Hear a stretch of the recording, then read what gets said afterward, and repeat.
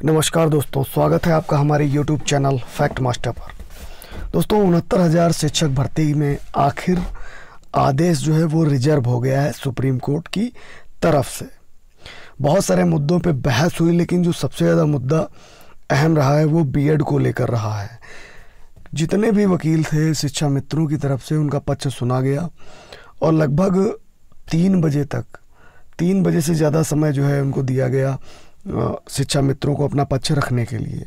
PS Patwalia ने पक्ष रखा, राजीव धवन ने पक्ष रखा, सुंदरम ने पक्ष रखा।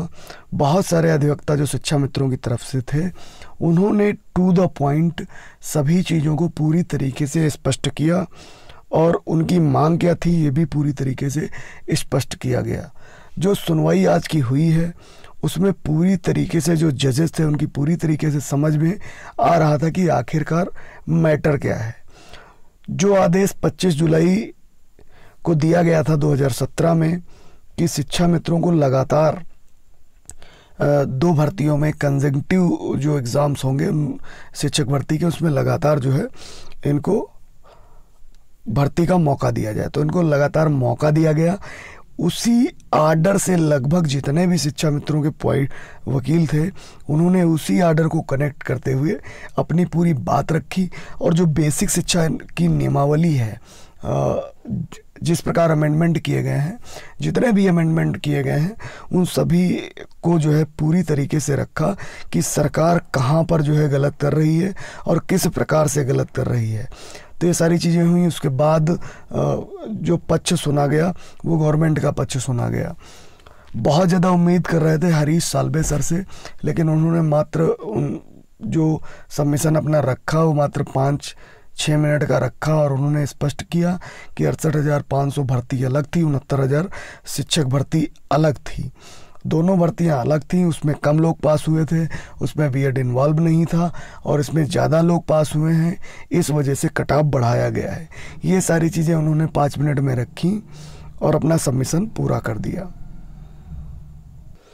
अगर बात करें सुप्रीम कोर्ट की, तो सुप्रीम कोर्ट ने जो है आदेश को रिजर्व कर लिया और साथ ही साथ ये भी कहा है कि सभी पक्षों को ये लिबर्टी दी गई है कि 3 दिनों के अंदर अगर उनसे कुछ छूट गया हो, अगर वो बहस में कुछ भी ना कह पाए हों, तो लिखित में जो है रिटन सबमिशन सुप्रीम कोर्ट में सबमिट कर सकते हैं।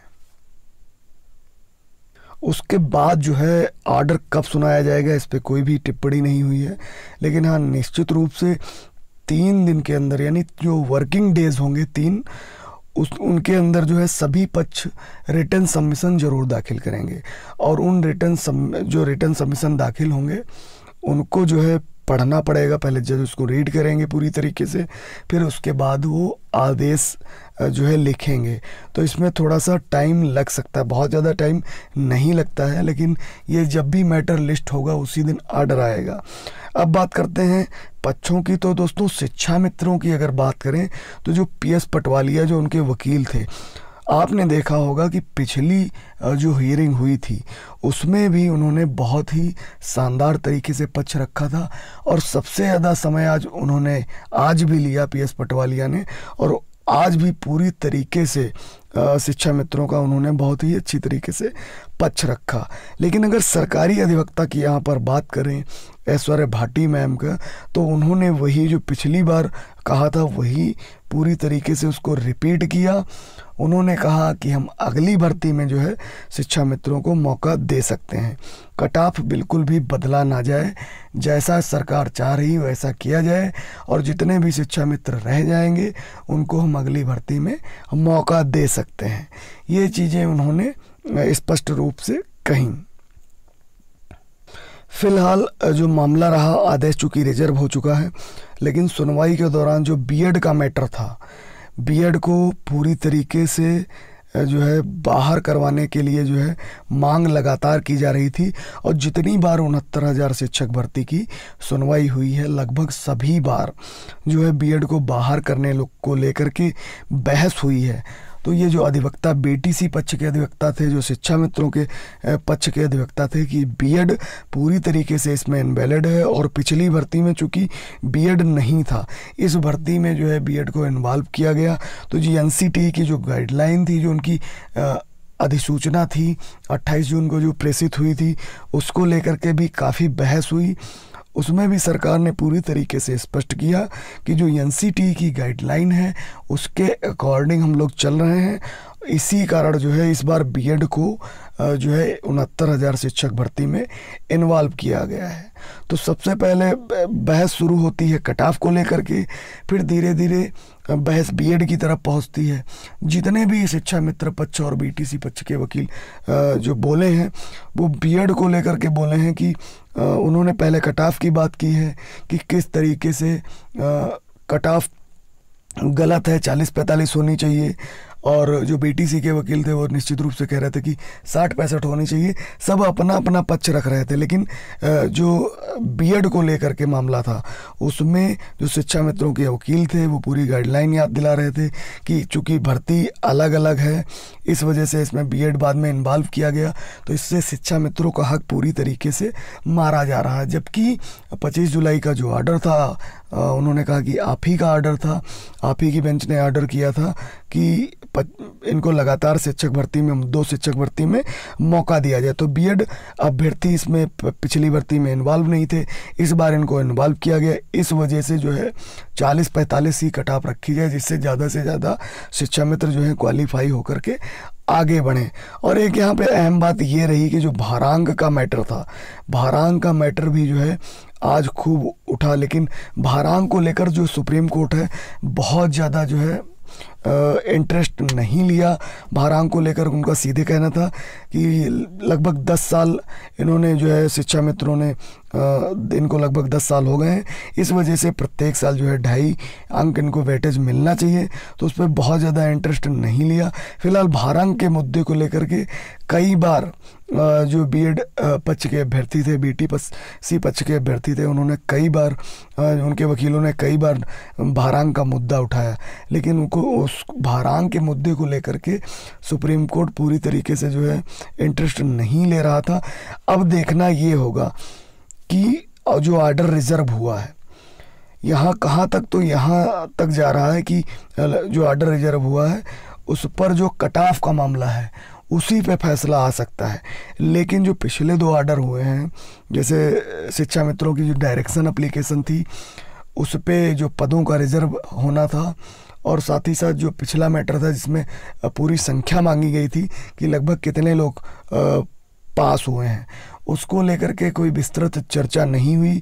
लेकिन पिछले जो अनंतिम आप कह सकते हैं जो ऑर्डर हुए हैं, निश्चित रूप से जब ये ऑर्डर आएगा तो जो डायरेक्शन का ऑर्डर था और जो डाटा मांगा गया था उसको लेकर के ब्रीफली इस ऑर्डर में देखने को मिलेगा कि उसको लेकर के सुप्रीम कोर्ट क्या कर रही है।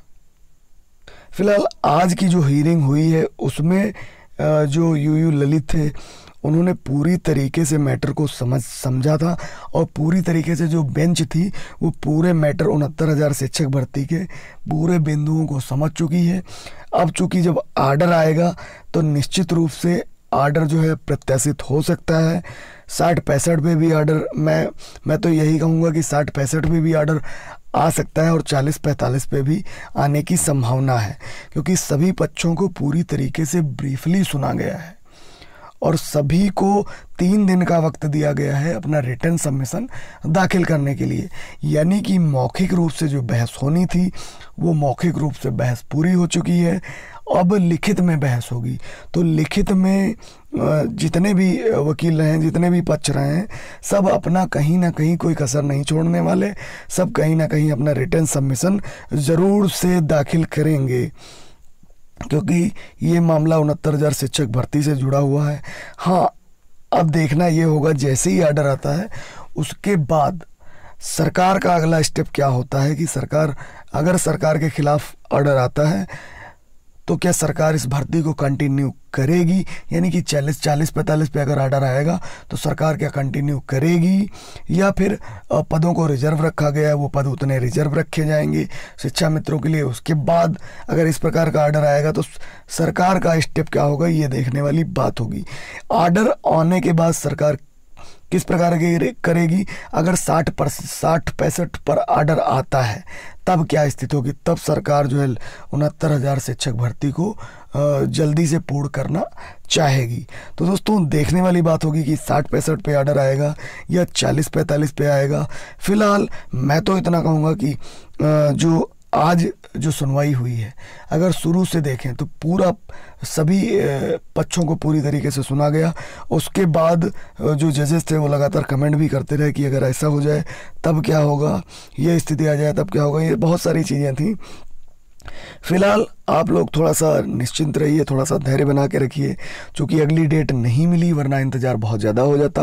ऑर्डर चूँकि रिजर्व हो चुका है, आप 3 दिन में जब रिटर्न सबमिशन दाखिल करेंगे उसके बाद रिटर्न सबमिशन जो है जैसे उनको रीड करेंगे उसके बाद ऑर्डर लिखवाएंगे तो इसमें थोड़ा सा टाइम लग सकता है। लेकिन आपको अब डेट का इंतज़ार नहीं करना पड़ेगा।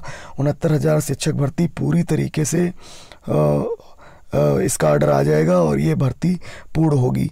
और एक चीज़ जो सरकार की तरफ से आज कही गई कि अगली भर्ती में हम इनको मौका देंगे। हर साल 10,000 लोग रिटायर हो रहे हैं और हमारे पास अभी 51,000 पद खाली हैं और हर साल 10,000 रिटायर हो रहे हैं। तो अगर 60-65 पर आप ऑर्डर करते हैं तो हम इनको अगली भर्ती में मौका, शिक्षा मित्रों को अगली भर्ती में मौका दे सकते हैं। ये बात ज़रूर जो है सरकार की तरफ से जो एसजी थी ऐश्वर्या भाटी मैम, उन्होंने पूरी तरीके से स्पष्ट किया। तो दोस्तों ऑर्डर रिजर्व हुआ है, ऑर्डर किसी को पता नहीं चला। अभी आपकी नज़र में ऑर्डर क्या होगा कमेंट बॉक्स में आप बता सकते हैं।